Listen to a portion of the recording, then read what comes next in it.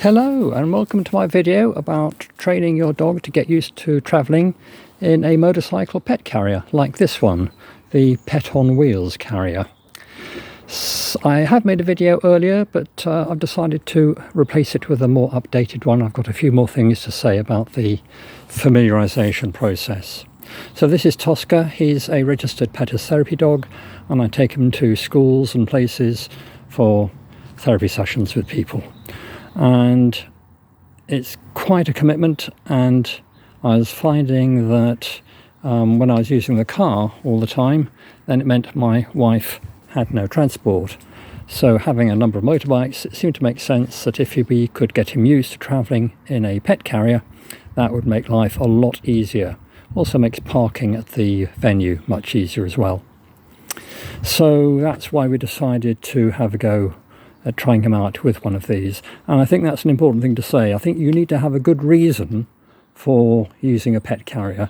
I think just doing it for the fun of it, I'm not sure that's sufficiently good. This is I think motorbike's a high risk, or motorbiking is a high risk activity, and I wouldn't want to subject Tosca to any more risk than I needed to. I wouldn't be doing it for the fun of it. If there's a purpose, then that's different. And I am also, by the way, an advanced biker, so I do take great care when I'm riding, anticipating, positioning, all of that. So where do we start? I think also a thing to say at this stage is not all dogs are going to take to this. Some dogs hate travelling, whatever it is. Tosca, however, has always loved travelling on buses, trains, cars, whatever, boats. He loves it. So I guess he might well enjoy travelling on a motorbike if we approached it in the right manner. So I found this one on Facebook Marketplace, second hand, at a sensible price. I had looked at other ones. Givi do one, the 525, which is a soft carrier. The advantage of that is it goes on the standard mounting plate on a bike, the Givi plate. This one has its designated plate under here, there, which it clicks onto. You can either have it rear facing or front facing. Just unclips and twizzles round. I've chosen to have it rear facing because being a scooter like this, you tend not to get much respect from other road users. They tend to follow too close, and with him looking out of the back, I've noticed people tend to give us a bit more space. They're perhaps intrigued and also aware that he's a precious cargo. So that's why I've ended up choosing the Pet on Wheels carrier.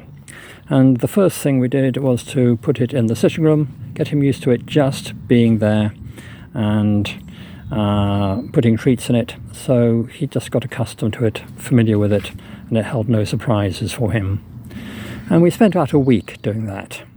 The second week I put it on the bike and just sat him in it briefly, and with the lid up, and again having treats and lots of praise, a nice light tone of voice, keeping the sessions enjoyable and fun and very short.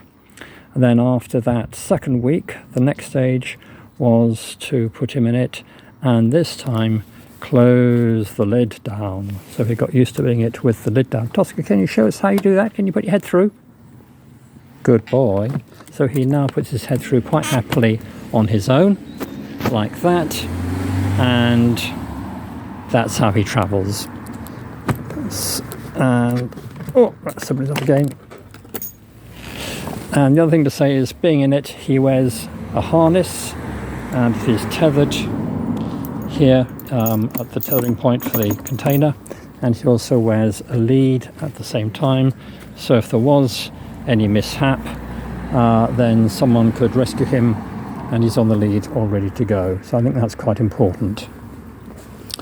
The final stage of the training was to have him in it with the lid down and just wheel the bike out onto the drive without the engine running, and just get him used to being moved around in the carrier on the drive.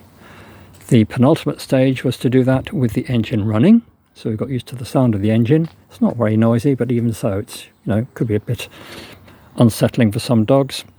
And the final part of the session or the program was to then go up the road about 300 yards up to a friend's house, and she has a little Jack Russell called Hardy, who is Tosca's best friend, and so we took him up there for an outing with Hardy, had a scamper around the garden together, and Tosca really enjoyed that.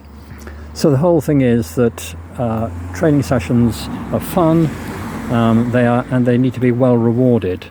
I've not brought the rewards out with me today because otherwise Tosca will be whining, but I have 3 classes of reward for Tosca. The basic one is carrot, the middle one, the normal day-to-day one, is cheese, which he loves, but for training for this carrier I use cocktail sausage.